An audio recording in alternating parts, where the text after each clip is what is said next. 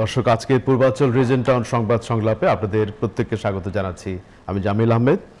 আমরা আজকে এই সময়কালের সমসাময়িক রাজনীতি এবং অন্যান্য কিছু প্রসঙ্গে কথা বলতে চাই এবং তিনজন ব্যক্তিত্ব আজকে আমাদের সাথে আলোচনায় যোগ দিচ্ছেন।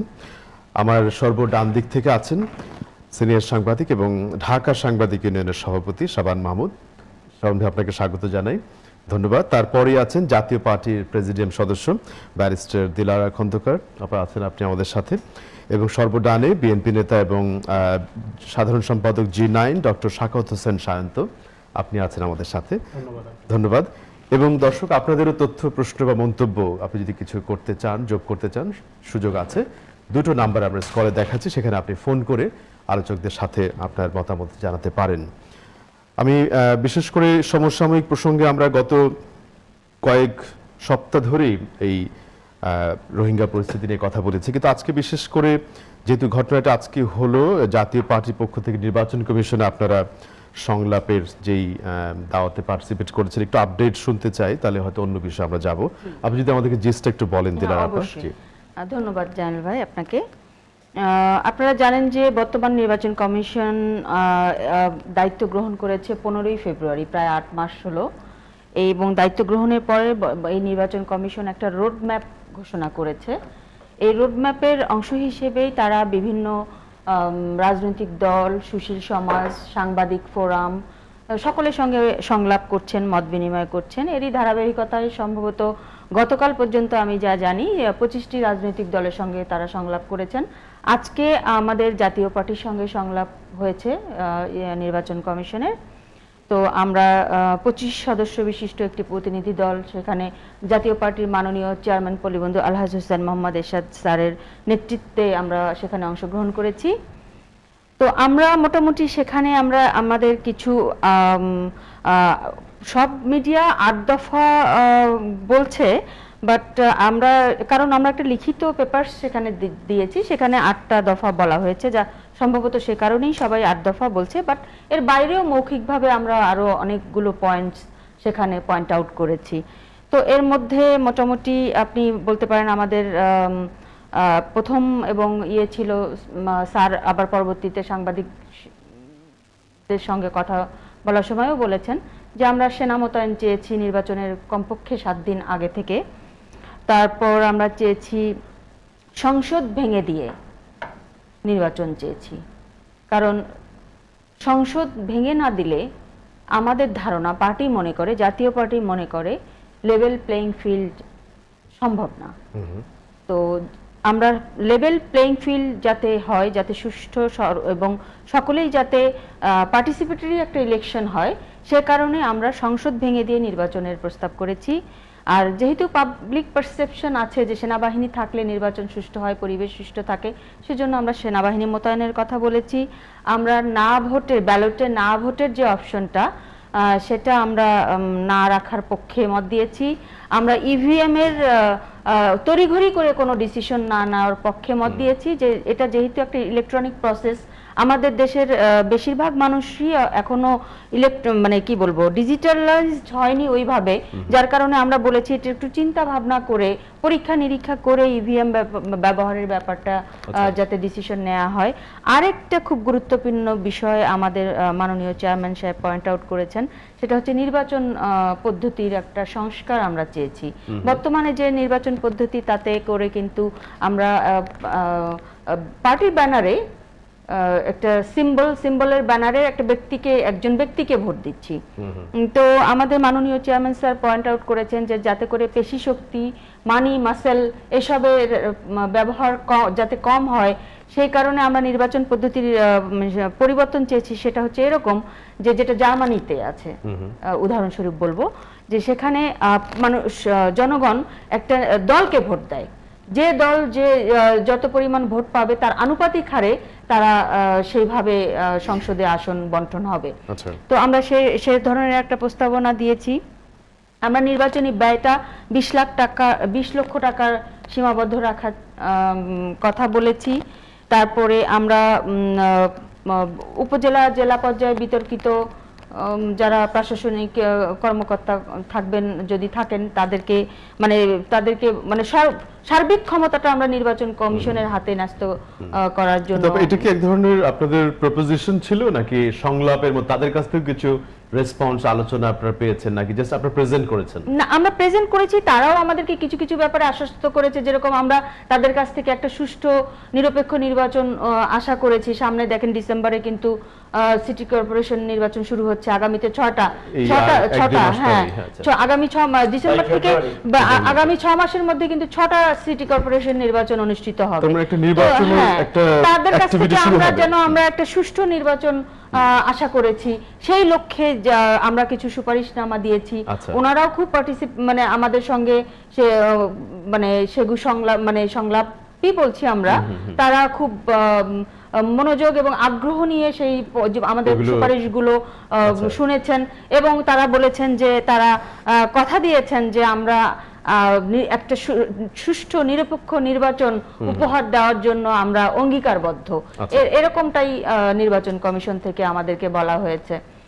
এই মোটামুটি আপাতত এটা আলাপ আলোচনা ছিল, আমরা তো গণমাধ্যমে এগুলো দেখতে পেয়েছি। ধন্যবাদ।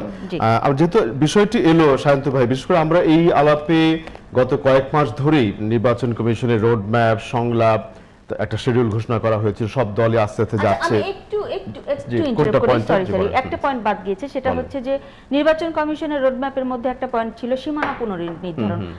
আমার মাননীয় চেয়ারম্যান স্যার বলেছেন যে এটা এখন এই মুহূর্তে যেহেতু নির্বাচন কিন্তু যদি আমরা ডিউ টাইমে ধরি খুব বেশি দেরি নেই, তো এই সময়ে এই সীমানা নির্ধারণের কাজে হাত না দেওয়াটাই ভালো হবে। আচ্ছা, ওয়াইজ হবে না সময়ের কারণে। সময়ের কারণে। জি, ধন্যবাদ। আমরা সেই আলোচনাটাতেই শান্ত ভাই যে এই বিষয়গুলো নিয়ে আমরা বেশ কিছু আলাপ আলোচনা শুরু হয়েছিল, মাঝখানে রোহিঙ্গা পরিস্থিতির কারণে স্বভাবতই আমরা আলাপ আলোচনাটি কিছুটা শিফট করেছি, বাট যেহেতু আবারও ডায়ালগগুলো শুরু হয়েছে, রাজনৈতিক মাঠে প্রস্তাবগুলো এলো, আপনি কিভাবে অ্যানালাইজ করেন, এগুলো কিভাবে দেখেন? জি, ধন্যবাদ আপনাকে। যে আপনি বলছিলেন যে এটা নিয়ে বেশ আলোচনা ছিল সংবাদ মাধ্যমে, সেখান থেকে হঠাৎ করে আমরা একটু শিফট করে অন্যদিকে চলে গেছি। হঠাৎ করে না, বাংলাদেশে হলো ইস্যুর পরে ইস্যু, তার ভিড়ে ইস্যু, এবং ওইটাই ইস্যুর পরে ইস্যু চেঞ্জ হয়, আমরা আমাদের আলোচনাও চেঞ্জ করে ফেলি। সেই কারণেই এই দেশে এই যে ব্যাপক বন্যা হয়ে গেল, সেই বন্যার্তরা এখন কতটা কষ্টে আছে, তারা কতটা সহযোগিতা পেয়েছে, কি অবস্থায় আছে, সেটির খোঁজ এখন মিডিয়াও ওইভাবে রাখছে না, আমরা আলোচনায়ও আনছি না। দেশের চালের দাম সহ দ্রব্যমূল্যের যেই পরিস্থিতি, সেই ক্ষেত্রে সর্বকালের যে রেকর্ড করলো, সেটা এখন বাজার পরিস্থিতি কি সেটাও কালেবদ্রে কিছু মিডিয়া কিছু রিপোর্ট করে, সে পর্যন্ত কিন্তু ব্যাপক আলোচনায় যে আশা মানুষের দুর্ভোগ কমানো, সেটি নাই। তারপরে আসলে রোহিঙ্গাটা অনেকদিন ধরে চলছে, আবার চিফ জাস্টিসের অসুস্থতা, ছুটি, দেশে বিদেশে যাওয়া, নানান বিষয় আসা, ষোড়শ সংশোধনী, ফলে একটার পর একটা চাপা পড়ে গেছে। তো যেহেতু বাংলাদেশের রাজনীতির যে সংকটটা, সেটি অত্যন্ত বড় সংকট, এবং অনেকে মনে করেন যে শেষ সংকটটিকে অনেকটা ধামাচাপা দিয়ে রাখার জন্যই একটার পর একটা ইস্যু বা সংকট তৈরি করা হচ্ছে কিনা, সেই প্রশ্নটিও কিন্তু কখনো কখনো সামনে আসে। রোহিঙ্গা পরিস্থিতি কিছুটা ভিন্ন, অবশ্যই ভিন্ন। এটা আমাদের হাতে ছিল না, এইটা আমাদের হাতে না, এটা মিয়ানমারের বিষয়, আমরা সেখানে ইনভলভ হয়ে গেছি আনফরচুনেটলি। এখন এই যে নির্বাচন প্রশ্নে, যেটা নির্বাচন কমিশনে নিবন্ধিত দলগুলি যাচ্ছেন, তাদের ডাকছে, তারা সবাই যাচ্ছেন, কিন্তু এই যাওয়াটা খুব মুখ্য বিষয় আমার কাছে মনে হয় না। কারণ এই নির্বাচন কমিশনের প্রতি শুরু থেকেই দেশের বড় একটা অংশের, বিশেষ করে বিএনপির নেতৃত্বে যে 20 দলীয় জোট, তাদের একটা অনাস্থার জায়গা কিন্তু আছে। ব্যাপক সমালোচনা হয়েছে ওনার নিয়োগ নিয়ে, নিয়োগ প্রক্রিয়া নিয়ে, ব্যক্তি হিসেবে ওনাকে নিয়ে, নানান বিষয়ে। তারপরও যেহেতু আইনগতভাবে উনি নিয়োগপ্রাপ্ত সিইসি এবং ওনাদের অধীনে যে নির্বাচন কমিশনাররা আছেন, সেখানে সংলাপে নিশ্চয়ই বিভিন্ন দল যাচ্ছে এবং যাবে। সেই ক্ষেত্রে সবাই সবার প্রস্তাব দিয়ে আসবে। যেমন জাতীয় পার্টি আজকে সংসদ ভেঙে দিয়ে বলছেন, তাহলে কি সংবিধান পরিবর্তন করতে হবে কিনা? বর্তমান সংবিধান অনুসারে তো এমপির এমপি থাকার কথা, সংসদ ভেঙে দেওয়া, এমপির এমপি পদে থেকেই নির্বাচনের সময় এমপি পদেই থাকবেন, সেরকমই কথা, সেরকম কথা। সংসদ সদস্যদের সদস্য পদ যাবে না, চাইলে মাননীয় প্রধানমন্ত্রীর সুপারিশ ক্রমে রাষ্ট্রপতি এখন তাই আছে। জি, আচ্ছা, সেই ক্ষেত্রে এই সংসদ সদস্য থাকবেন কিনা, মন্ত্রীরা তাদের প্রোটোকল কতখানি ব্যবহার করবেন, মন্ত্রীরা নিজেরা ইলেকশন করতে পারবেন কিনা, সেই সব অমীমাংসিত বিষয় কিন্তু রয়ে গেছে। তারপর সেনা মোতায়েন নিয়ে, সেনা মোতায়েন ম্যাজিস্ট্রেসি পাওয়ার দিয়ে হবে নাকি স্ট্রাইকিং ফোর্স নিয়ে হবে, সেই বিতর্ক রয়ে গেছে। জেলা উপজেলায় বিতর্ক অফিসার নিয়ে উনি একটু বলতে গিয়েও আবার থেমে গেছেন। বিতর্কিত অফিসার বা সুবিধাভোগী অফিসারের সংখ্যা গত 10 বছরে এত হয়েছে। আমি শেষ করি আপা, আপনি বলতে চাইলে আপনি বলেন, আমি বসে না, ঠিক আছে, যেহেতু আমাকে মিস করে বলেছেন। আপনি আপনার সময় আসলে আবার ক্লিয়ার করবেন, নোট রাখবেন এবং পরে ক্লিয়ার করবেন। না বলেন আপনার পয়েন্টটা। জি, সেই ক্ষেত্রে এরকম বিষয় আসায় এর মধ্যে আসলে আমি মনে করি যে দেশের বৃহত্তর রাজনৈতিক দল বিএনপি সহ তাদের যে জোট, তাদের অবস্থান হচ্ছে সহায়ক সরকারের প্রশ্নে এখনো অনড়। কারণ হলো এই দেশে নির্বাচন করে কাগজে কলমে বা আইন অনুসারে নির্বাচন কমিশন, কিন্তু নির্বাচন কমিশন যে সক্রিয়ভাবে স্বাধীনভাবে নির্বাচন পরিচালনা করেন না বা করতে পারেন না, এটি এদেশে প্রমাণিত। এটা শুধু এই সরকারের বেলায় তা না, অতীতেও হয়েছে, বিভিন্ন সরকারের সময়ই হয়েছে। আসলে নির্বাচন কমিশনের আইনগতভাবে তারা যতটা স্বাধীন, সেই স্বাধীনতা তারা প্র্যাকটিস করেন না। কেন করতে পারেন না, এটা আমাদের একটা অফিশিয়ালি আছে কিন্তু বাস্তবায়ন দেখা যায় না। তারা হলো সরকারে যারা আছে, এক্সিকিউটিভ পাওয়ার যাদের হাতে, সরকারে যারা থাকেন, তাদের দিকে তাকিয়ে থাকে এবং তারা যে অঙ্গুলি হেলন যেভাবে করবেন, নির্বাচন কমিশন সেভাবেই হেলে দুলে চলে এবং মেরুদণ্ডহীন কোন পর্যায়ে যায় যে জাতীয় পার্টির চেয়ারম্যান একবার বলছিলেন যে ওনারা মেরুদণ্ডহীন বলাতে এর আগের রকিব সাহেব তিনি সাংবাদিকদের সামনে চেয়ার থেকে উঠে দাঁড়িয়ে ঠাট্টা মস্করা করছিলেন যে এই যে আমার মেরুদণ্ড আছে, আমি দাঁড়াতে পারছি, অর্থাৎ ওই চেয়ারটাকে এরকম হাস্যরসে পরিণত করে ফেলেছিলেন। আসলে নির্বাচন পরিচালনা করবে যেই সরকার, ওই সময় যেই সরকার বহাল থাকবে, যে প্রশাসন থাকবে, তাদের নিরপেক্ষতার উপরে এবং তাদের ইচ্ছার উপরে বাংলাদেশের নির্বাচন ব্যবস্থা এবং এতে কতটা ইন্টারফেয়ার হবে, free fair participatory credible election হবে কিনা। আমি একটা প্রশ্ন নিতে চাই। শান্তনু, ধন্যবাদ। আমাদের সাথে একজন দর্শক সংযুক্ত হয়েছেন। হ্যালো, নাম বলুন, কে আছেন? হ্যালো। জি, আমি বাবুল বলছিলাম চট্টগ্রাম থেকে। জি জি বলুন। ডাক্তার সাহিন্ত সাহেবের কাছে আমার প্রশ্ন, শুনতে পাচ্ছেন উনি? রোহিঙ্গার বিষয় নিয়ে সারা পৃথিবীতে একদম সবাই সবাই প্রশংসা করতেছে, শুধু বিএনপি এবং ওনার দল, এরা কোন বিষয় সেটি? সবসময় দোষ ধরতেছেন, কিছু হচ্ছে না, এই তো শেষ। আমার মনে হয় ওনাদেরকে কালকে সময়টা দিলে কালকে শেষ করে ফেলবে।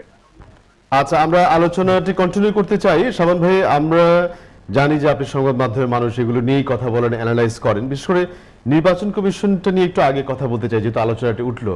আপনার অবজারভেশন কি এই পর্যন্ত যেগুলো নিউজগুলো পেয়েছেন সেগুলো সম্পর্কে? আমার অবজারভেশন, গতকাল জাতীয় পার্টির চেয়ারম্যান হুসাইন মোহাম্মদ এরশাদ তার দলের প্রতিনিধিদের নিয়ে সাক্ষাৎ করেছেন নির্বাচন কমিশনের সঙ্গে এবং 8 দফার মতো প্রস্তাব দিয়েছেন। যে বিষয়গুলো তিনি তুলে আনার চেষ্টা করেছেন বা প্রস্তাবনা এনেছেন খুবই যৌক্তিক এবং এটি জনগণেরও মনে হয় আকাঙ্ক্ষার প্রতিফলন। তো শ্রদ্ধা রেখেই বলতে চাই, জাতীয় পার্টির চেয়ারম্যান হুসাইন মোহাম্মদ এরশাদ সাহেব নির্বাচনে যেহেতু আরো 1 বছর বাকি, বাকি 1 বছরে তার এই বক্তব্যের জায়গায় তিনি নিজেই কতটা অনড় অবস্থানে থাকবেন, রিয়েলি আমার একটু কিন্তু সন্দেহ আছে। কারণ ওনার অতীত ভূমিকাটায় আমরা দেখেছি উনি স্থির থাকতে পারেন না রাজনৈতিক সিদ্ধান্তের জায়গায়। কাজেই যদি উনি অনড় অবস্থানে থেকে এবং এটি মেন করে এই প্রস্তাবনা দিয়ে থাকেন এবং এটি নিয়ে যদি তিনি যদি সত্যিকার অর্থেই নির্বাচন কমিশনের কাছে এই বিষয়টি নিয়ে তিনি এগোতে চান তার দলের পক্ষ থেকে, আমার মনে হয় যে সাধারণ মানুষের সমর্থন তিনি পাবেন। আচ্ছা, আমার এক জায়গায় একটু ভিন্ন মত আছে যে বাংলাদেশে জাতীয় নির্বাচনের সময় সেনা মোতায়েন করলেই যে নির্বাচন বিতর্কের ঊর্ধ্বে উঠে চলে যায় বা নির্বাচন অবাধ নিরপেক্ষ সুষ্ঠু হয়, 2001 সালের 1 অক্টোবর অনুষ্ঠিত নির্বাচন কিন্তু তার সাক্ষ্য দেয় না। ওই নির্বাচনকে ঘিরে যত বিতর্ক হয়েছিল, পরবর্তী 2014 সালে বিএনপি নির্বাচন বর্জন করা সত্ত্বেও সেই নির্বাচনটি প্রশ্নবদ্ধ হয়েছে, কিন্তু 2001-এর মতো বিতর্কিত হয়েছে বলে আমার মনে হয় না। কাজে এখানে সেনা মোতায়েন যতটা না জরুরি, নির্বাচন কমিশনের ফাংশন তার থেকে বেশি জরুরি। নির্বাচন কমিশন যদি ফাংশনাল হয় এবং নির্বাচন কমিশনের উপরে দায়িত্ব তারা যদি সঠিকভাবে পালন করতে পারে, সেই ক্ষেত্রে কিন্তু অবাধ নিরপেক্ষ সুষ্ঠু নির্বাচনের গ্যারান্টিটা বেশি। আচ্ছা, কাজে যে আমি মানে এই ক্ষেত্রে অ্যাটলিস্ট প্রায়োরিটিটা দিতে চাই যে নির্বাচন কমিশন কতটা শক্তভাবে স্বাধীনভাবে তার উপর অর্পিত দায়িত্ব পালন করতে পারবে। কিন্তু সায়ন্ত সাহেব যেটা বলছিলেন যে কাগজে পত্রে প্র্যাকটিক্যালি দায়িত্ব দেয়া আছে, শক্তিশালী করা আছে, কিন্তু সেটার ইমপ্লিকেশন রিফ্লেকশন আমরা দেখি না। এটি নির্বাচন কমিশনের ব্যর্থতা। নির্বাচন কমিশন একটি স্বাধীন কমিশন। যখনই নির্বাচন শিডিউল বা তফসিল ঘোষণা হবে তখন পুরো প্রশাসন নিয়ন্ত্রণ করবে কিন্তু নির্বাচন কমিশন। ছুটি করবার কথা জি। না, এটি সাংবিধানিক দায়িত্ব।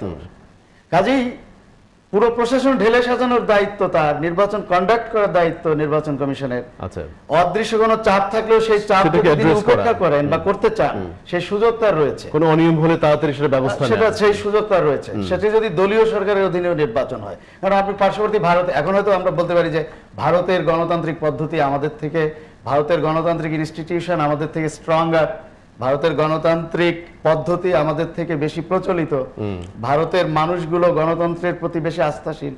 কিন্তু আমি পার্শ্ববর্তী ভারতকে উদাহরণ টেনে বলতে চাই যে সেখানে অবাধ নিরপেক্ষ সুষ্ঠু নির্বাচন অনুষ্ঠানের জন্য শুধুমাত্র নির্বাচন কমিশনের যে কাজ, সেই কাজটিকেই কিন্তু আমরা সাফল্য হিসেবে বিবেচনা করি। আপনারা নিশ্চয়ই টিএন সেশনের নাম শুনেছেন। সেই ধরনের একজন নির্বাচন কমিশন বাংলাদেশে আমরা এখন পর্যন্ত দেখতে পাইনি, কিন্তু সুযোগ ছিল। আমরা নির্বাচন কমিশনের মানে তাদের নির্বাচন পরিচালনাটা কিভাবে হবে সেটি, তার উপরে নির্বাচন নির্ভর করে। বিএনপি সাংগঠনিকভাবে কতটা ফেস করতে পারবে, চ্যালেঞ্জ মোকাবেলা করতে পারবে। কারণ অপ্রিয় হলেও সত্য যে যারা ক্ষমতাসীন দল তারা অবশ্যই কিছু কৌশল তাদের হাতে রাখার চেষ্টা করবে, যে কৌশলের ভেতর দিয়ে নির্বাচন পরিস্থিতি তাদের ফেভারে থাকবে। আচ্ছা, এটি সরকারি দলের একটা ট্রেন্ড, সরকারি দলের এক ধরনের ট্রেন্ড, বিশেষ করে বাংলাদেশের প্রেক্ষাপটে। তো সেটিকে মোকাবেলা করার ক্ষমতা যে রাজনৈতিক দলের থাকবে, নির্বাচন অবাধ নিরপেক্ষ হওয়ার ক্ষেত্রে বিরোধী দলের সাংগঠনিক শক্তিও বিবেচনায় আনতে হবে। কারণ আওয়ামী লীগ 21 বছর যে ক্ষমতার বাইরে ছিল, 96 সালে যে তারা ক্ষমতায় এসেছিল তাদের সাংগঠনিক শক্তি দিয়ে এসেছিল। আবার 2001 থেকে 2006 সাল পর্যন্ত বিএনপি জামাত যত বড় শক্তিধর মানে সরকারি তারা গঠন করুক বা শক্তিধর সরকার হিসেবে নিজেদেরকে প্রতিষ্ঠিত করুক, আওয়ামী লীগের মতো একটি শক্তিশালী রাজনৈতিক দল ছিল বলেই 2008 সালের যে 29শে ডিসেম্বর যেটি নির্বাচন অনুষ্ঠিত হলো, সেই নির্বাচনটি অবাধ নিরপেক্ষ সুষ্ঠু হতে বাধ্য হয়েছিল।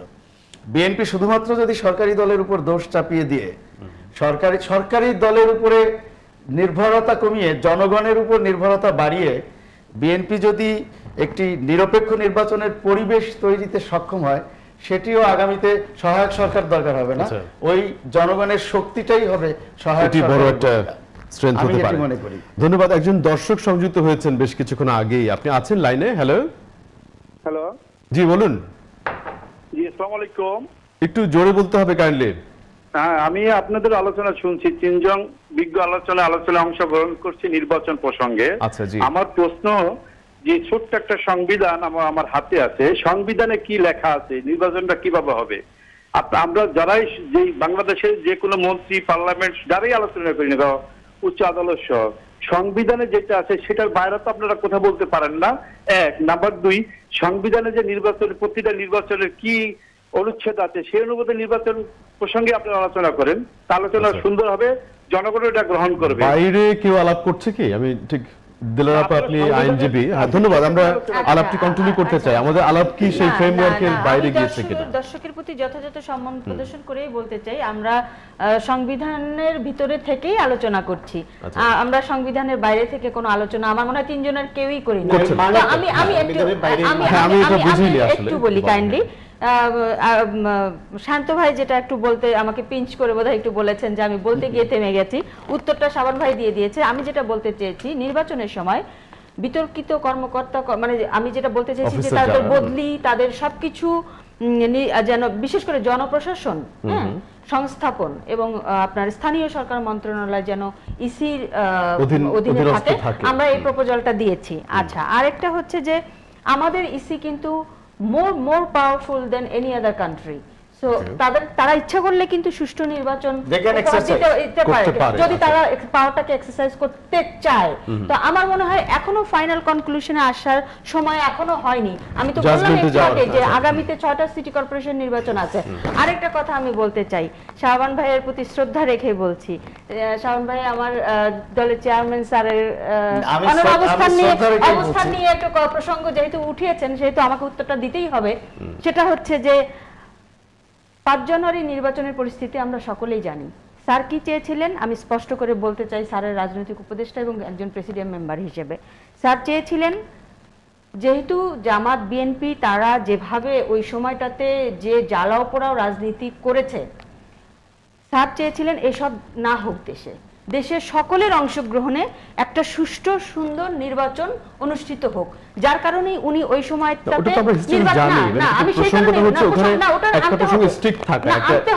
সেটাই তো বলছি, উনি চেয়েছিলেন একটা সুষ্ঠু সুন্দর নির্বাচন করতে। যার কারণে উনি লাস্ট মোমেন্টে গিয়ে যখন পেট্রোল বোমা আমার বাড়িতেও ছোড়া হলো, তখন উনি কিন্তু বললেন যে না, নির্বাচন এভাবে হবে না, দেশে সুষ্ঠু নির্বাচন দরকার।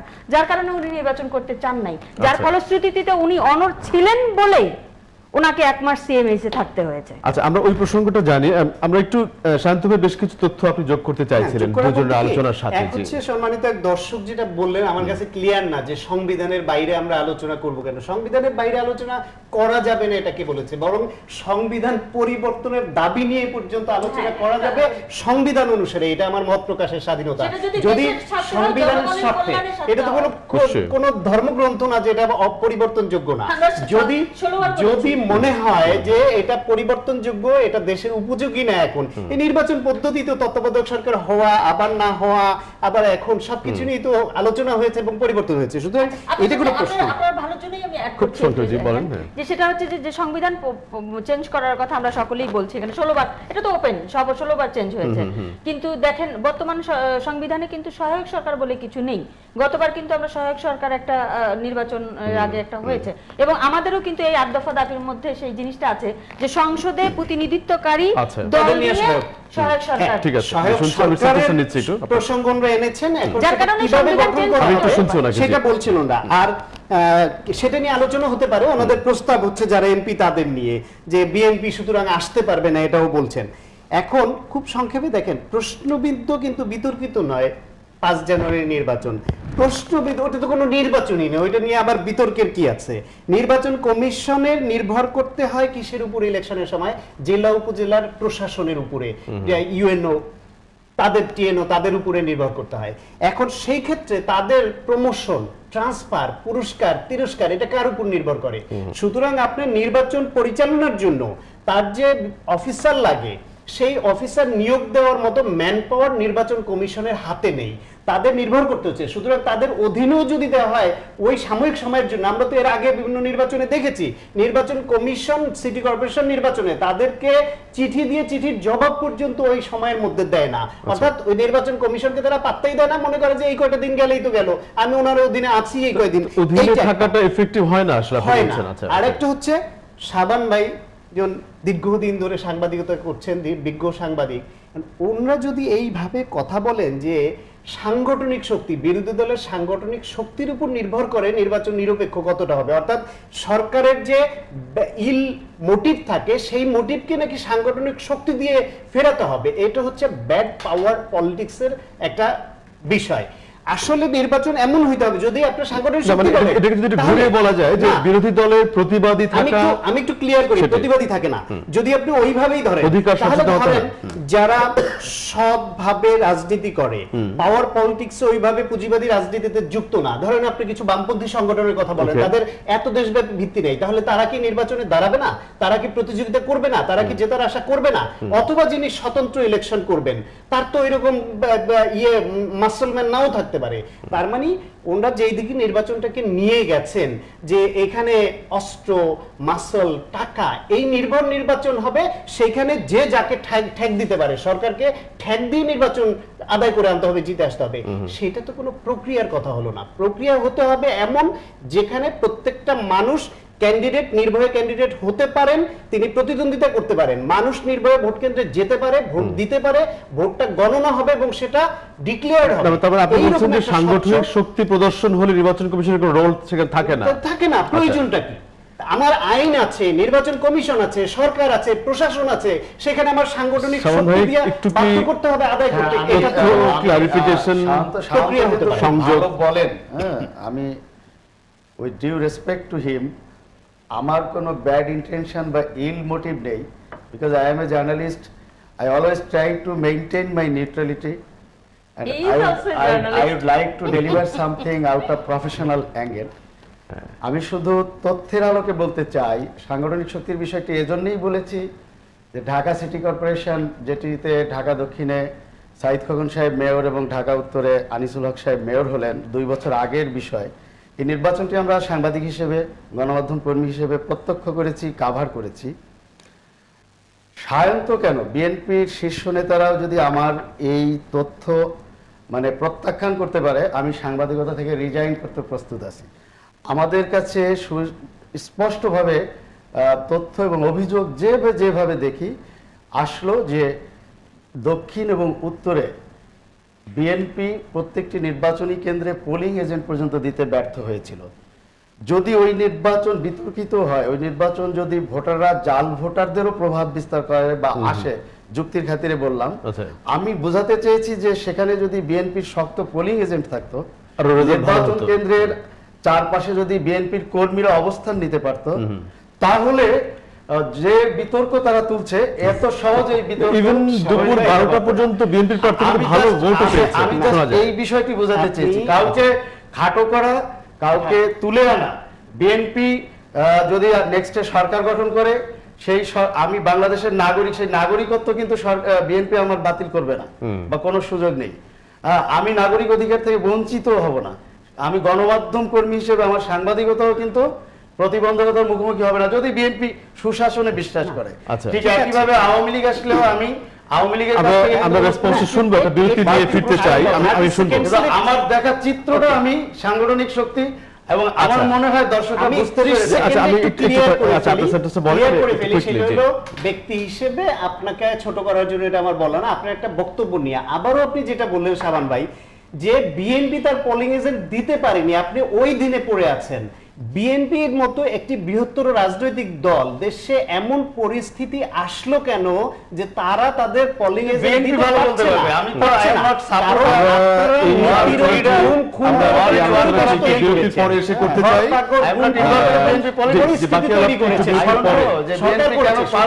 সরকার ওইটা বলতে হইতো যে নির্বাচনের পরিবেশ তৈরি করে। এবং দর্শক আপনারা থাকবেন আমাদের সাথে আজকের এই সংবাদ সংলাপে।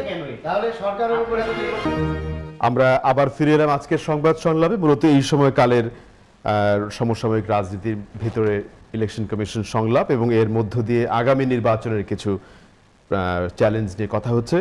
ডক্টর সায়ন্ত, কিছু তথ্য আপনি যোগ করতে চাইছিলেন? আমি যেটা বলছিলাম যে বাংলাদেশের ট্রেডিশনাল যে রাজনীতি হচ্ছে, যে নির্বাচন হচ্ছে, যে টাকা এবং মাসল পাওয়ারের যে প্রতিযোগিতা হচ্ছে, শাবান ভাই সাংবাদিক হিসেবে দীর্ঘদিন ধরে দেখছেন এবং তার আলোকে তিনি বলছেন যে ওই রকম মাঠে দাঁড়াতে হবে। কিন্তু একটা নির্বাচন হলে এটা কারো দয়ার প্রশ্ন নয়, এটা আইনের শাসনের প্রশ্ন। যদি আপনি দাবি করেন যে আইনের শাসন দেশে আছে, নির্বাচন পরিচালনা সুষ্ঠুভাবে করতে চায়, তাহলে ওই পয়েন্টে আপনাকে যেতে হবে যে বিএনপির মতো এত বড় একটি রাজনৈতিক দল, ঢাকা সিটি কর্পোরেশন, যেখানে ওয়ার্ড পর্যন্ত তাদের কমিটির শুধু নেতার সংখ্যায় কি চিন্তা করেন, সেইখানে তারা একজন পোলিং এজেন্ট দিতে রাজি করাতে পারে না কেন? ভয়ের সংস্কৃতি কোন লেভেল পর্যন্ত পৌঁছাইলে তারা গুমের ভয়ে, খুনের ভয়ে, মায়ের ভয়ে, মামলার ভয়ে, নানান কারণে তারা এটা পারেনি।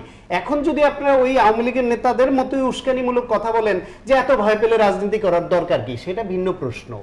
আমি বলছি আইনের শাসন যদি দাবি করেন আপনি আছে, যদি আপনি মনে করেন ন্যায্যতার প্রশ্ন, যদি ডেমোক্রেসির প্রশ্নে আসেন, ন্যায়সঙ্গত কথা বলেন, তাহলে ওই যে নির্বাচনের জন্য যে ফিল্ড, লেভেল প্লেইং ফিল্ড তৈরি করা, ভয়মুক্ত পরিবেশ তৈরি করা, সবাই নির্ভয়ে তার কথা বলতে পারবে, ভোট চাইতে পারবে, নির্বাচনে প্রার্থী হতে পারবে, পোলিং এজেন্ট দিতে পারবে, ভোট দিতে পারবে। যদি এক বছরের যে একটা সামনের সময় আছে সেটা তো আমাদের কতটা প্রত্যাশা। ফিজিবল এই ক্ষেত্রে কতটা হতে পারে হ্যাঁ, এটা কোনোভাবেই একটি দলীয় সরকারের অধীনে বাংলাদেশে এ যাবৎকালে কোনো ইতিহাস নাই।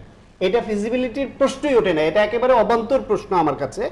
আমার কাছে মনে হয় যে নির্দলীয় সরকার যখন হয় তখনও এই প্রশাসনকে প্রভাবমুক্ত করতে গিয়ে, কারণ 5 বছর ধরে তারা সুবিধাভোগী হন, এখন তো 10 বছর ধরে সুবিধাভোগী হবেন, এদেরকে রাজনৈতিক প্রভাবমুক্ত করে নিউট্রালিটি আনতেই একটা কেয়ারটেকার গভর্নমেন্টকে কি পরিমাণ হিমশিম খেতে হতো। সেইখানে আপনার এইভাবে দলীয় আশীর্বাদ পুষ্ট ছাত্রলীগ পত্রিকাই তো দেখি, সাবান ভাই পত্রিকায় বহু রিপোর্ট দেখেছি বাংলাদেশ প্রতিদিনে, যে দলীয় পরিচয়ে ছাত্রলীগকে এবং টাকা নিয়ে কিভাবে বিভিন্ন পদে নিয়োগ দেওয়া হয়েছে।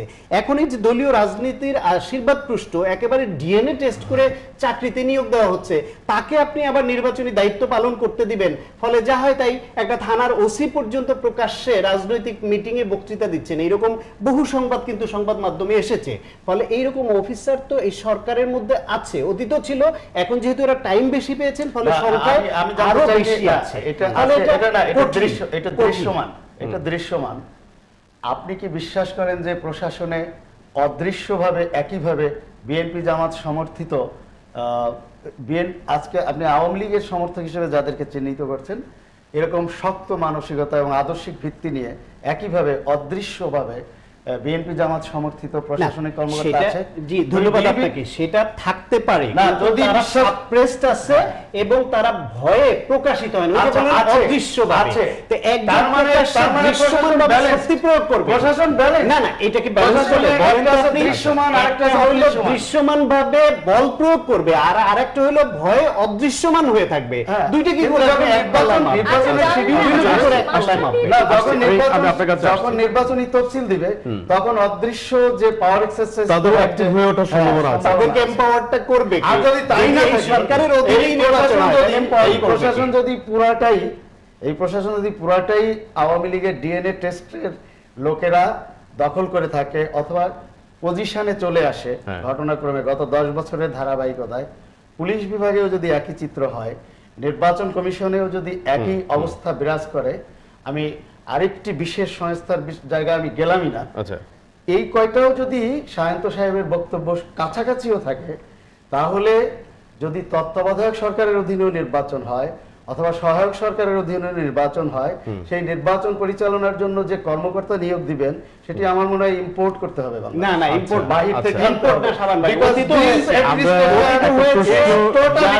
সরকারি বিশেষ সুবিধা প্রশ্ন নিতে চাই, তাদেরকে নিউট্রাল করতে হয়। একটা প্রশ্ন আছে, দর্শক কাজ দেখলেই একজন দর্শক প্রশ্ন করতে চাইছেন, সংযুক্ত হয়েছেন। হ্যালো, কে আছেন? হ্যালো, জি বলুন, নাম বলুন। আমি পাপলু আশরাফ বলছি চট্টগ্রাম থেকে। আচ্ছা বলুন। আমার প্রশ্নটা হচ্ছে, পার্লামেন্টে দেখতেছি যে আমাদের সমসাময়িক লাইফ ইনের বিষয় নিয়ে কোনো আলোচনা হয় না। এই পার্লামেন্টারিয়ানরা সব ব্যবসায়ী হয়ে গেছে। সো আমার কথা হচ্ছে, আমি পার্লামেন্টে কিভাবে যাব, আপনার ভাই কিভাবে পার্লামেন্টে যাবে, সেই ব্যবস্থা করতে হবে। দ্বিতীয় পক্ষের একটা পার্লামেন্ট। আচ্ছা, রাজনীতিবিদদের মধ্যেই সংসদে যাবার প্রবণতা বা সংখ্যাগরিষ্ঠ সাধারণ মানুষের কথা আলাপ হয় না, রাজনীতি গুণগত মান। কিন্তু দিলারা আপা কি প্রশ্ন যোগ করতে চাইছিলেন আপনি এই আলোচনার ভিতরে, আপনি বলতে চাইছেন? আমি দুই পাশে আমার দুই বিজ্ঞ আলোচকের মাঝখানে তো পড়ে আছি অনেকক্ষণ হলো। আমি শুধু বলতে চাচ্ছি যে ওই আওয়ামী লীগ বলেন আর বিএনপি বলেন, যে যখন পাওয়ারে থাকে শুধু প্রশাসনিক মানে ইচ অ্যান্ড এভরিওয়্যার তারা তাদের নিজেদের মতো করে গুছিয়ে ফেলে। এই এখন বিএনপি যে বড় বড় গপ্প ছাড়ছে, বড় বড় বুলি ছাড়ছে, ওনারাও প্রায় 2 বছর, ওনারা তো বলে 3 বছরের প্রধানমন্ত্রী, ওনাদের যাই হোক 3 বারের ক্ষমতায় তো ছিলেন 2 টার্ম, তো ক্ষমতায় ওনাদের সময়ও আমরা 10 বছর দেখেছি, মানে আমি 90-এর পরের কথা বলছি আর কি, যে ওনাদের সময়ও প্রশাসনের অবস্থা বা প্রশাসনিক কর্মকর্তারা কে কোথায় ছিলেন আমরা খুব ভালো করেই জানি। হ্যাঁ, কতজন ওএসডি হয়েছেন, হ্যাঁ কতজন চাকরিচ্যুত হয়েছেন সেটাও আমরা জানি। আবার আওয়ামী লীগ সরকারের আমলেও কতজন উপরে উঠছেন, কতজন নিচে নামছেন সেই হিসাবও আমরা রাখি। তবে যাই হোক, এটা হওয়া উচিত না। আপনারা তো আমাদের জাতীয় পার্টির সরকার, আমার মাননীয় চেয়ারম্যান সাহেবকে ক্ষমতা থেকে মানে বলতে মানে 90-এ তো তাকে একেবারে ইয়ে করে নামালেন যে গণতন্ত্র আনবেন দেশে। সব জায়গায় সুষ্ঠু, মানে সবকিছু সুন্দর সুষ্ঠুভাবে হবে, কোথাও কোনো দুর্নীতি থাকবে না, দুঃশাসন থাকবে না, হ্যাঁ সবখানে শুধু গণতন্ত্র হবে, সুশাসন হবে। কিন্তু আমরা তো এখন সুশাসনেরও দেখছি, গণতন্ত্রও দেখছি, মানে সবকিছুই দেখছি এখন। এই হানাহানি কাটাকাটি ডে বাই ডে বাড়ছেই।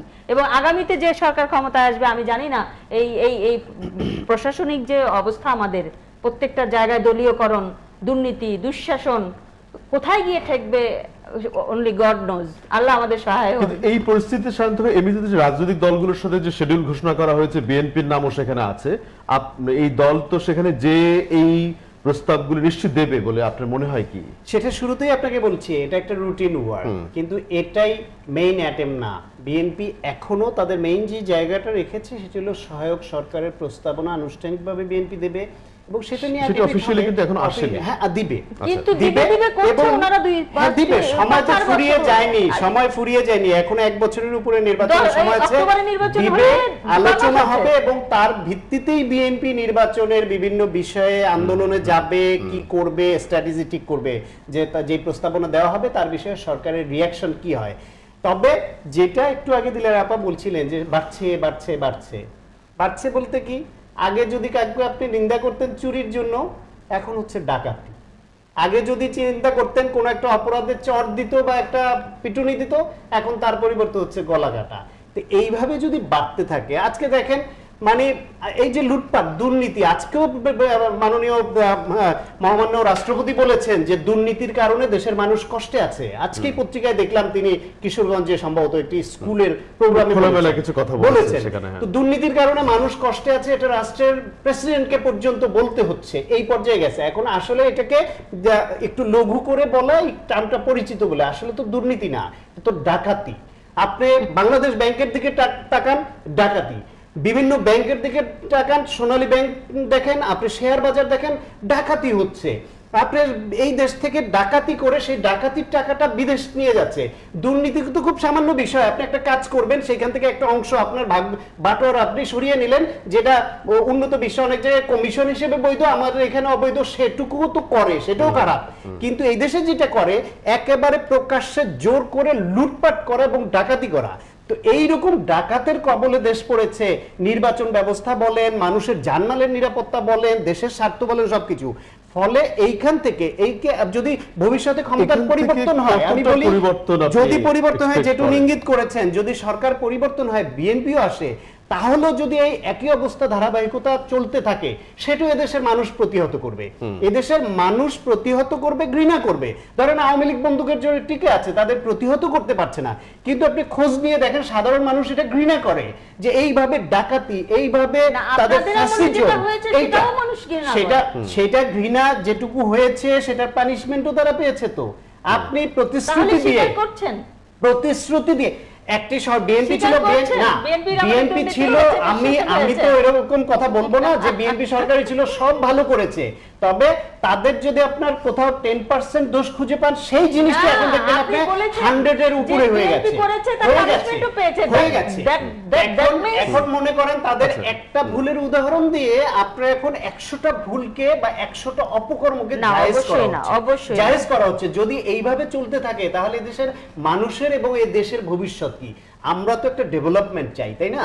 সমস্ত ক্ষেত্রে আমাদের রাজনৈতিক কালচারে ডেভেলপমেন্ট চাই, আমাদের ডেমোক্রেসিতে ডেভেলপমেন্ট চাই, আমাদের উন্নয়নে চাই, আমাদের বিভিন্ন আচার ব্যবহার, রাজনীতিবিদদের কথা, সবকিছুতে আমরা একটা ডেভেলপমেন্ট চাই, ভালোর দিকে যেতে চাই। সেইখানে না গিয়ে প্রতিযোগিতা হচ্ছে তারা কত জঘন্য কাজ করতে পারে, কত খারাপ করতে পারে, এবং যখনই ওইটা নিয়ে কথা বলা হবে তখনই উদাহরণটা না হবে পেছনের একটা খারাপ উদাহরণ। আপনি পেছনের একটা খারাপ উদাহরণ না টেনে, পেছনে তো অনেক ভালো উদাহরণ আছে, সেগুলো আনেন, যে হ্যাঁ ওরা কিছু খারাপ করেছিল, আপনারা কেন এটার উদাহরণ দিয়ে খারাপ করবেন, আপনারা কেন ভালো করবেন? এই কথাটা এখন সুশীল সমাজ বলেন, সাংবাদিক বলেন, বা সবাই বলেন, যারা ন্যায়সঙ্গতভাবে বলা উচিত ছিল, তারা অন্যদের কথা একটু শুনতে চাই। জি, একটা কথা বলি, যেটা শান্ত ভাই বলতেছে যে পিছনের খারাপ দিকগুলো না টেনে সামনের দিকে ভালো আগাতে হবে। কিভাবে আগাবেন আপনি? হ্যাঁ, এটা ঠিক যে ওনাদের নেত্রী বিভিন্ন মামলার মধ্যে জটে আছেন, ঠিক আছে, সেটা ওনাদের ব্যাপার। কিন্তু ওনাদের নেত্রী কিন্তু স্টেটমেন্ট করেছেন কিছুদিন আগে, বিএনপি ক্ষমতায় আসলে কেউ ঘরে বসে, মানে ঘরে আর ফিরতে পারবে না, কোর্টের বারান্দাতেই ঘুমাতে হবে। তাহলে আপনি কিভাবে জনগণ না, কিভাবে বিশ্বাস করবে? এরকম statement করা করেছেন না, করেছে না। রেকর্ডেড বেশ উনি কিছুদিন এরকম আগে। statement করেন মানে না। অন্য দলের নেতাকর্মীদের জন্য বরং বলেছে। যে ভিশন হ্যাঁ। দিয়েছে সেখানেও প্রতিহিংসার এইটা রাজনীতি করবেন না করেছেন। বলে ঘোষণা দিয়েছে। এটা তো রিসেন্ট, আমি ঘোষণা এটা বলছি দিয়েছে। অনেক আগের কথা, বা আজ আপনি থেকে কি 2 থেকে প্রতিহিংসার আড়াই কথা বছর বলছেন আগের কথা। হ্যাঁ, সেক্ষেত্রে? প্রতিহিংসার কথা। তো এই যে প্রতিহিংসা প্লাস আপনার যে এই যে প্রশাসনিক যে আমরা যে জিনিসগুলো দুর্বলতার কথা আলোচনা করছি, তো এটা তো ওই যে আমি যেটা একটু আগে বললাম যে গভর্নমেন্ট চেঞ্জ ওই ডে বাই ডে এটা বাড়তেই থাকবে। উনি সায়ন্ত ভাই এত গলাবাজি করে বলছে যে পেছনের গুলো টেনে লাভ কি, কিন্তু সায়ন্ত ভাই কি গ্যারান্টি দিতে পারবে আজকে এই মিডিয়ার সামনে আমাদের সারা বাংলাদেশের না, মানুষ গলাবাজি দেখছে? না, বাজে শব্দ না বললেন না, না, আমি এই যুক্তি দিয়ে এই কিছু যে কথা এই বললাম। উনি ওনার বক্তব্য না, বলেছেন। এটা মিডিয়ার সামনে, বক্তব্য আচ্ছা বলেছেন, সরি, এটা আপনি গলাবাজি আপনার করবেন না। আপনার বক্তব্য যেমন আপনি BNP বলেছেন। ক্ষমতা এলে এগুলো না, করবে না, আপনি কি সেটা গ্যারান্টি বলছেন। দিতে পারবেন যে বিএনপি আমি কেন ক্ষমতা guarantee আসলে? দিব? আমি কি এই তো BNP গ্যারান্টি দিতে পারবেন না। আমি প্রত্যাশার কথা বলি। প্রত্যাশার জায়গাতে উনি বলেছেন। আমি প্রত্যাশার কথা বলি। শাওন ভাই, বিশেষ করে আমরা আলোচনার শেষের দিকে, বিশেষ করে আমরা এত কিছু আলাপ করছি সত্যিকার অর্থে একটা ইন্টারঅ্যাক্টিভ, অংশগ্রহণমূলক, ইনক্লুসিভ নির্বাচনের জন্য, কিন্তু সেক্ষেত্রে দেখা যাচ্ছে ঘুরে ফিরে দর্শকদেরও প্রশ্ন যে কতটা সম্ভব, যেখানে বাংলাদেশের ব্যবসায়ীদের একটা প্রভাব আছে, মাসলম্যান, পলিটিক্যাল অন্য কিছু ব্যাপার আছে। আমরা কিছুটা ক্লোজিং এর দিকে যেতে চাই আস্তে আস্তে। আমি এই হতাশার মাঝে, নিরাশার মাঝে একটু আশার দিক রচনা করতে চাই সাংবাদিকতার অনুসন্ধানী গবেষণা থেকে। সব কিছু যে বেড়েছে এবং সবগুলোই নেগেটিভ যে বিষয়গুলো তুলে আনা হয়েছে, এই জায়গায় একটু আমি মানে সান্ত্বনার বাণী হিসেবে বলতে চাই যে সব কিছু বেড়েছে কথাটি কি সত্য? বিএনপি সরকারের আমলে আওয়ামী লীগের দেওয়া তথ্য মতে তাদের দলীয় নেতাকর্মী 30,000-এর মতো খুন হয়েছিল। সেই বিবেচনায় নিশ্চয়ই খুনের সংখ্যা কমেছে, সে অবশ্যই আমি দাবি করতে পারি, কারণ বিএনপি কিন্তু এখন পর্যন্ত বলেনি যে গত 10 বছরে তাদের 30,000, আমি প্রত্যাশাও করি না। একজনের হুকুমটা আমরা চাই না, আমি সেটাই। প্রতিহিংসার রাজনীতি প্রত্যাশা করি না, পরিসংখ্যানের জায়গা থেকে বলছি। চিত্র রাজনৈতিক প্রতিহিংসা কিন্তু কমেছে, সাম্প্রদায়িক হামলা কিন্তু কমেছে, কিন্তু গুম, খুন, হত্যাকাণ্ড তো বেশি বেড়েছে বলেই রাজনৈতিক বলা প্রতিহিংসা হচ্ছে। নাকি কমেছে? সাম্প্রদায়িক হামলা কিন্তু কমেছে। এখন আর কিন্তু হিন্দু সম্প্রদায়ের বাড়ি তাদের আগুন জ্বালানো, বাড়ি লুটপাট, পূর্ণিমার ধর্ষণের কাহিনী কিন্তু শুনি না। আপনি কি নাসিরনগর ভুলে যান? আপনি কি বিকল্প অবকাঠামো ভুলে যান? প্রশাসন আপনি চালানোর যে ভুলে যান? দাপট ছিল, যশোর ভুলে সরকারের যান? বাইরে সরকার, কি বলেন? একটি হাওয়া ভবন, এখন বিকল্প প্রশাসন আমি দেখি না। নিরক্ষরতার হার কিন্তু কমেছে, বেকারত্বের হার কমেছে, অনেক পজিটিভ দিক আছে। আচ্ছা, হ্যাঁ, কাজেই সবসময় নেগেটিভ আলোচনা করে এগুলো নির্বাচনের ক্ষেত্রে ফ্যাক্টর আপনি মনে করছেন? নির্বাচনের ক্ষেত্রে এগুলো ফ্যাক্টর না। না, কিন্তু- নির্বাচনের ক্ষেত্রে ফ্যাক্টর হলো না, মানে এই চেঞ্জেস গুলো কোনো ফ্যাক্টর হবে না? এই চেঞ্জেস গুলো কোনো ফ্যাক্টর হবে না। এই চেঞ্জেস গুলো একটা সরকারের গুণাবলী হিসেবে চিহ্নিত হতে পারে। এটা নির্বাচনের ক্ষেত্রে নির্বাচনের ক্ষেত্রে ফ্যাক্টর হবে রাজনৈতিক পরিবেশ, সহনশীল পরিবেশ আছে কিনা, সেটি বাংলাদেশে এখনো তৈরি হয় নাই। এবং এই জন্য শুধুমাত্র বিএনপি দায়ী আমি মনে করি না, ক্ষমতাসীন দলেরও এই দায়িত্ব আছে। রাজনৈতিক সহনশীল পরিবেশ তৈরিতে যে ব্যর্থতা, সেখানে ক্ষমতাসীন দলেরও ব্যর্থতা আছে। এবং ক্ষমতাসীন দলের দায়িত্ব বরং বিরোধী দলের থেকে বেশি, কারণ যারা সরকারে থাকে তাদেরই কিন্তু প্রধান দায়িত্ব একটি দেশের রাজনৈতিক স্থিতিশীল পরিবেশ নিশ্চিত করা। কাজেই এই জায়গায় ক্ষমতাসীন দল এবং প্রধান বিরোধী দল বিএনপি মুখোমুখি অবস্থানে আছে দোষারোপের রাজনীতি, ব্লেম গেমের রাজনীতি। আমার মনে হয় যে যতক্ষণ পর্যন্ত এই ব্লেম গেমের রাজনীতিটার অবসান না হবে, কিভাবে অবসান হতে পারে? আমরা তো আরো বরং বাড়তেই দেখি ব্লেম। ইভেন এই সাম্প্রতিক রোহিঙ্গা প্রশ্নেও দেখবেন আন্তর্জাতিক ভাবে এগুলো তুলে ধরা হচ্ছে। এটি অবসানের জন্য দুই রাজনৈতিক দলকেই মৌলিক রাজনীতিতে ফিরে আসতে হবে। ক্ষমতার রাজনীতির যে স্বপ্ন, দুঃস্বপ্ন, ক্ষমতায় না থাকলে অন্য দলের কাছে এই দলের কর্মীরা আক্রান্ত হতে পারে, অন্য দলের কাছে এই দলের নেতারা নিগৃহীত হতে পারে, এই যে যেটা ভয়, আতঙ্ক, আচ্ছা। এই আতঙ্ক, ভয়, শঙ্কা, প্রতিহিংসার কথা একটা প্রশ্ন শাবান ভাইকে বলি, আপনি একটু কথা বলার সুযোগই নেন।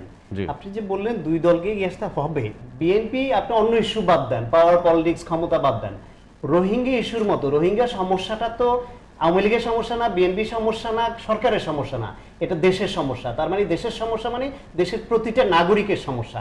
সেই ইস্যু নিয়েও বিএনপি যেখানে বললো একটি জাতীয় ঐক্য দরকার, আলোচনা দরকার, সরকার কি সেখানেও একটু সাড়া দিল বা বলল যে ঠিক আছে কারা কারা আলোচনা করবেন, বসেন, একটা স্ট্র্যাটেজি ঠিক হোক? বিএনপি তো চায় আলোচনা, বিএনপি তো চায়, যেহেতু রোহিঙ্গা পরিস্থিতিটা এখন মধ্য এবং দীর্ঘমেয়াদী সলিউশনের দিকে যাচ্ছে, মানে এখন আর স্বল্প মেয়াদী না, বোঝা যাচ্ছে এটা কন্টিনিউ করবে। আপনি চাইছেন যে সংলাপ হোক। সরকার তো কিছু তো এই যে বলছিলেন যে উভয়কে আসতে হবে, সরকারে শাবান ভাইয়ের কথাটা আমরা কিছুটা শেষের দিকে দিলের ব্যাপারে কথা শুনবো।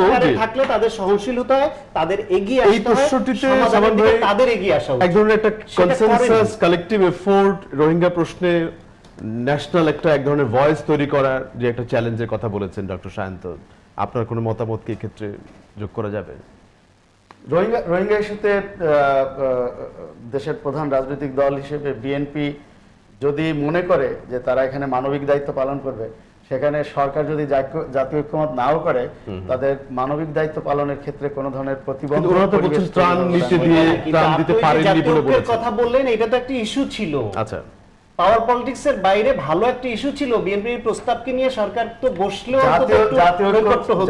একটা কাছাকাছি আসার আলোচনা শুরু করে তখনই হয় যখন ক্ষমতাসীন দল মনে করে যে তারা এককভাবে সামাল দিতে ব্যর্থ হচ্ছে। আচ্ছা, যখন ক্ষমতাসীন দল মনে করে যে বিরোধী দলের সহায়তা ছাড়া এটি পূর্ণ হচ্ছে না, ক্ষমতাসীন দল খুব আত্মবিশ্বাসের সঙ্গে বিশ্বাস করে যে তারা রোহিঙ্গা সংকট সমাধানে কার্যকর উদ্যোগ পাচ্ছে, একাই পেরেছে, ব্যক্তি সংগঠন বিভিন্ন সংক্ষেপে দিলের ব্যাপার সব দল ইন্ডিভিজুয়ালি রোহিঙ্গা ইস্যু অ্যাড্রেস করছে, কিন্তু একটা কালেকটিভ ভয়েস, একটা আমার মনে হয় কনসেনসাস। এই একটা ইস্যুতে এটা একটা মানবিক ইস্যু, হ্যাঁ, এটা একটা জাতীয় সংকট। এই ইস্যুতে পুরো দেশের সংকট, পুরো দেশের সংকট। এই ইস্যুতে অন্তত আমরা বাংলাদেশের যে আমাদের বিভাজন থাকার কথা, বিভাজন বা আমি বলবো যে প্রতিহিংসার রাজনীতি, এই প্রতিহিংসার রাজনীতিটা অন্তত রোহিঙ্গা ইস্যুতে থাকা উচিত না। এই রোহিঙ্গা ইস্যুতে আমাদের দল মত নির্বিশেষে সকলকে এক হয়ে কাজ করতে হবে, দেশের স্বার্থে, জনগণের স্বার্থে, আমাদের কল্যাণের স্বার্থে, ভবিষ্যতের স্বার্থে। কারণ দেখেন, রোহিঙ্গা শুধু এসছে কি আপনার প্রায় 10.5 লক্ষ এখন পর্যন্ত, আগে এবং এখন মিলে আমি বলছি, প্রায় 10.5 লক্ষ রোহিঙ্গা বাংলাদেশে বর্তমানে আছে। কিন্তু এর আবার দেখেন 80,000 মহিলা প্রেগনেন্ট, এদেরও তো বড় ধরনের বাস্তবতার সামনে ফেস করতে হবে। 6.5 লক্ষ শিশু, এরা যখন বড় হবে, আপনি কেন ইমাজিন যে দেশের কি সংকটটা সৃষ্টি হবে তখন। কারণ এরা কিন্তু এমন একটা গোষ্ঠী যাদের মধ্যে শিক্ষার আলোটা ওইভাবে নেই, এরা কিন্তু বঞ্চিত একটা জনগোষ্ঠী, যার কারণে এদেরকে কিন্তু মানে আমরা আশ্রয় দিয়েছি তাদেরকে, কিন্তু মানবতার খাতিরে সামনে আরো কিন্তু বড় বড় চ্যালেঞ্জ আছে। 16 জন এইচআইভি এইডস রোগী পর্যন্ত শনাক্ত ইতিমধ্যে, এটার জন্য একটা বিরাট থ্রেট। তো এখন এই ইস্যুতে আমরা এই প্রতিহিংসার রাজনীতি না করে অন্তত এই একটা ইস্যুতে সারা বিশ্বের কাছে বাংলাদেশের যে তারা যে আমাদের জন্য একটা বিরাট সমস্যা, এই সমস্যা সমাধানের জন্য বিশ্ব জনমত গঠন করা, এবং এটি আগামী দিনের প্রত্যাশা। এবং আমি আরেকটা কথা লাস্টলি বলতে চাই, আমরা ধারণা একটা পার্সপেক্টিভ থেকে বলছি যে আমরা ধরেই নিই যে বিএনপির সঙ্গে চীনের সম্পর্ক ভালো, আর আওয়ামী লীগের সঙ্গে আমাদের মুক্তিযুদ্ধের স্বাধীনতার সময় সহায়তাকারী দেশ ভারতের সম্পর্ক অত্যন্ত বন্ধুত্বপূর্ণ। আমরা ধরেই নিই এই সম্পর্কগুলোকে কাজে লাগিয়ে আওয়ামী লীগ বিএনপি দেশের সাথে এই সমস্যা সমাধান করবে, কারণ চীন ভারতের সমর্থন ছাড়া রোহিঙ্গা ইস্যু সমাধান সম্ভব নয়। ধন্যবাদ ব্যারিস্টার দিলারা খন্দকার, শাবান মাহমুদ এবং ডক্টর সাখাওয়াত হোসেন শান্ত আজকের আলোচনায় আমাদের সাথে যোগ দেবার জন্য, এবং দর্শক যারা এতক্ষণ আমাদের সাথে ছিলেন আপনাদেরকে ধন্যবাদ আমাদের আলোচনায় যোগ দেবার জন্য, দেখবার জন্য। আমরা আগামীতে অন্য কোনো বিষয়ে আবারও কথা বলবো। আপনারা সেই পর্যন্ত ভালো থাকবেন এই আশাবাদ জানিয়ে আজ রাতে এখানেই শেষ করছি।